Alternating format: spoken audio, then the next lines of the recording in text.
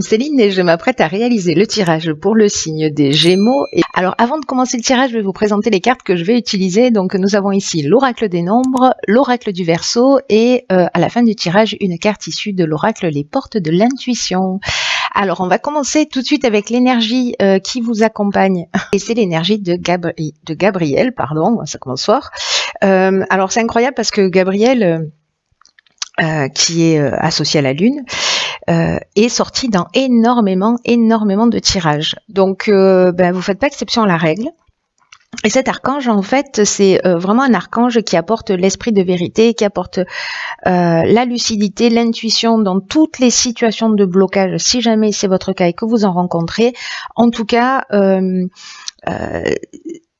il va vous permettre de vous reconnecter avec qui vous êtes, de trouver les solutions qui sont déjà en vous, de faire appel à vos ressources. Avec cet archange Gabriel, on va travailler aussi sur ses émotions pour rester maître de son destin et ne plus subir les événements. Je crois que c'est vraiment le mot d'ordre. D'une manière générale, voilà, de reprendre un peu le contrôle de son existence. Alors, on va voir ce que nous réserve la première ligne. Donc nous avons une carte magnifique, un maître nombre 22, la force.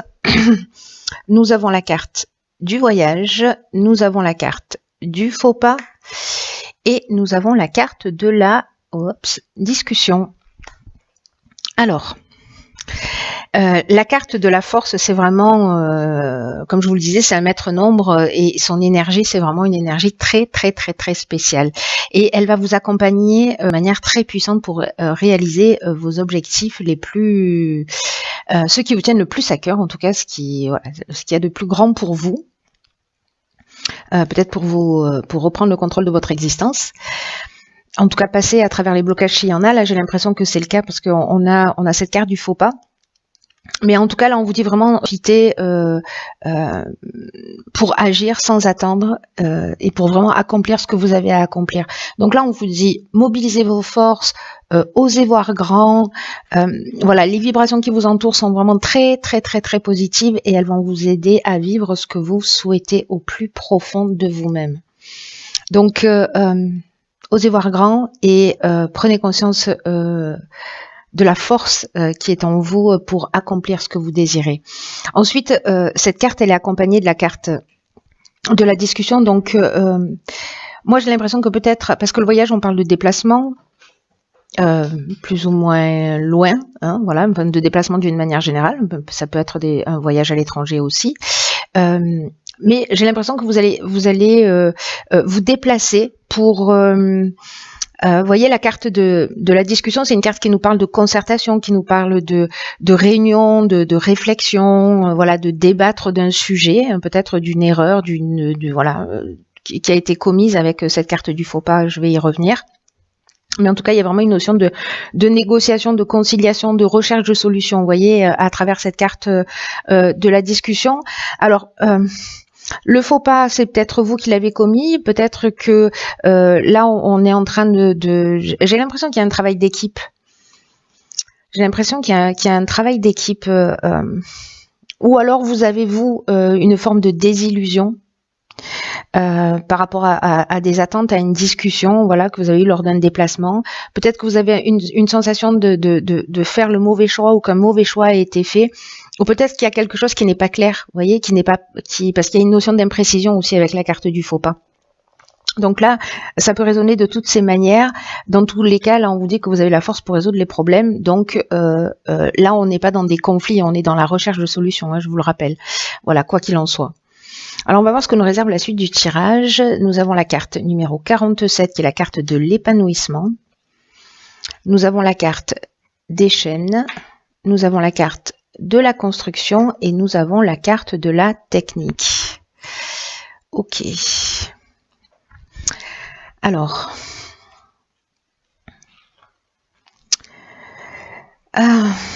cette carte de l'épanouissement, elle nous dit encore une fois que vous êtes vraiment sous de très belles influences. Hein. Là, c'est une carte qui nous dit d'une manière générale que s'il y a des agitations dans votre vie, je pense que c'est peut-être lié à cette situation, qui peut être aussi bien dans le domaine professionnel que sentimental. Hein. Là, ça peut toucher tous les domaines. Je sais pas pourquoi moi je l'ai lié, c'est peut-être la salle de réunion qui m'a mis sur la voie de la voie professionnelle, mais ça peut vraiment résonner dans tous les domaines, pour le coup. Donc, je reviens à cette carte de l'épanouissement qui nous dit que s'il y a des agitations, que s'il y a des problématiques, s'il y a des blocages dont nous parlait Gabriel tout à l'heure, ils ne vont pas durer, voilà, et ils vont laisser place à un réel épanouissement. Donc là, on vous dit qu'il y a quelque chose de très positif pour vous et qu'il ne faut pas vous laisser influencer peut-être par des divergences qui soient passagères.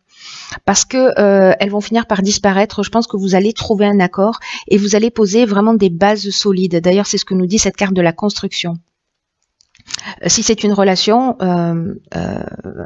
amoureuse, c'est pareil. Vous voyez, si c'est une relation professionnelle, c'est pareil. Si c'est une relation familiale, c'est pareil. C'est toutes les histoires qui parfois demandent du temps, qui parfois demandent de faire des concessions. Mais à terme, c'est des concessions qui vraiment seront minimes comparées au bien-être que cette relation, que cette situation va finir par vous apporter. Donc là, on vous demande quand même de garder confiance. Parce que nous avons aussi la carte des chaînes. La carte des chaînes, c'est peut-être vous vous sentez dans une situation peut-être de soumission, une situation de latence ou de blocage encore une fois. Peut-être de dépendance, peut-être que si c'est professionnel, vous êtes dans une forme vous êtes dans un arrêt de travail, vous voyez. Si c'est une relation sentimentale, peut-être qu'il y a une notion de stagnation ou de passivité, mais avec la carte de la technique, on est quand même dans le progrès, dans la recherche, dans le perfectionnement. Donc là, si on est en train de parler de relations humaines, je sais que c'est un peu particulier, parce que là, ça sonne vraiment technique, hein, pour le coup. Si c'est dans le domaine professionnel, vraiment, on est dans les nouvelles technologies, là, on est dans le sens de l'innovation, on est, voilà.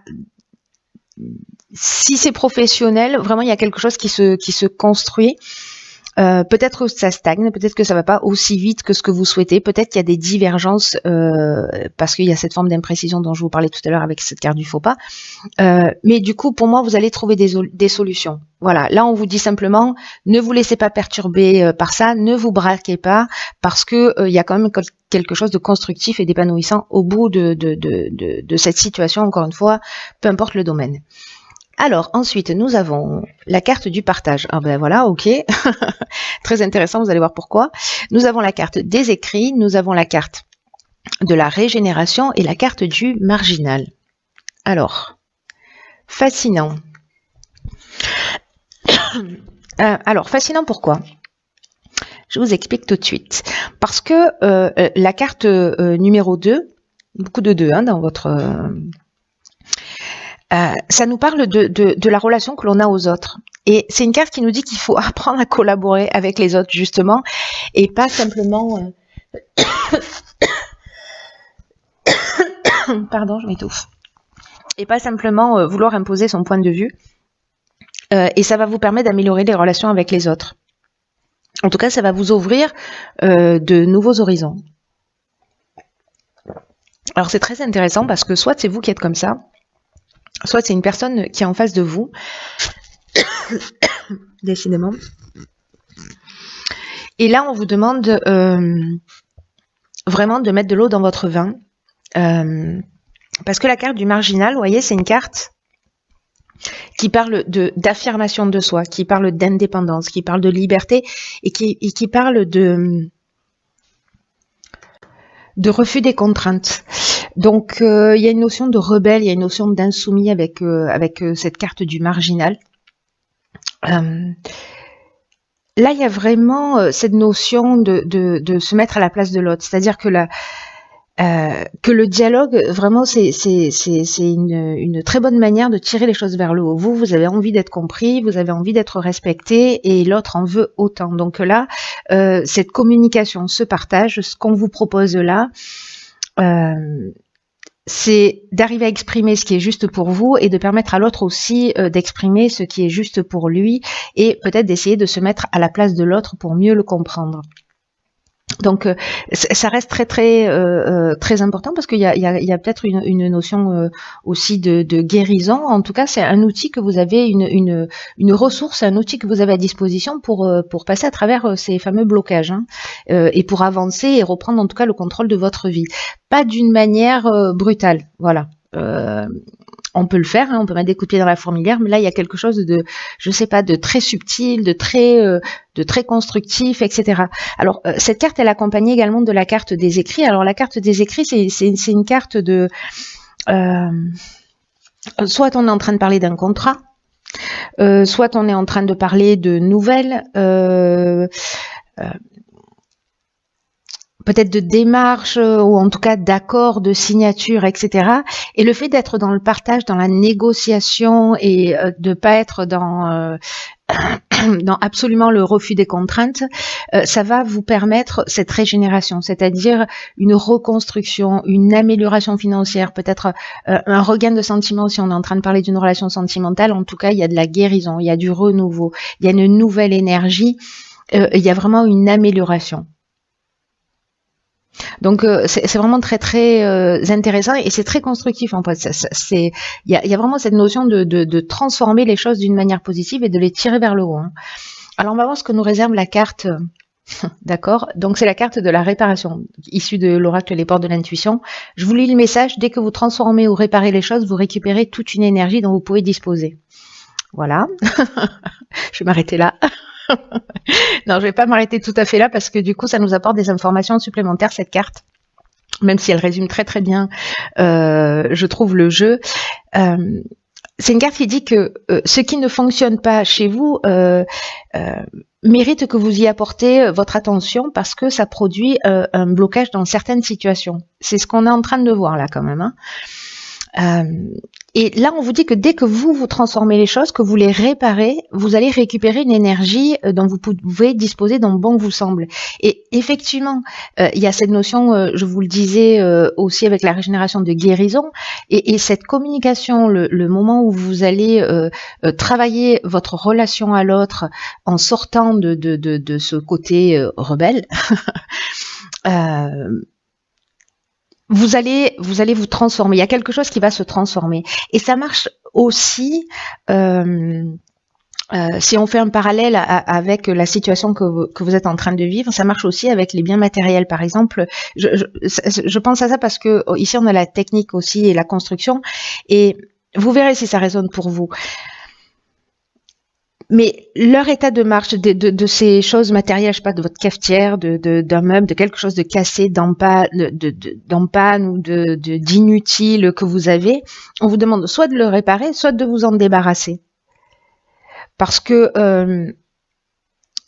l'état de marche de ce qui vous entoure, c'est un peu l'image de votre propre fonctionnement. Vous voyez, comme un effet miroir.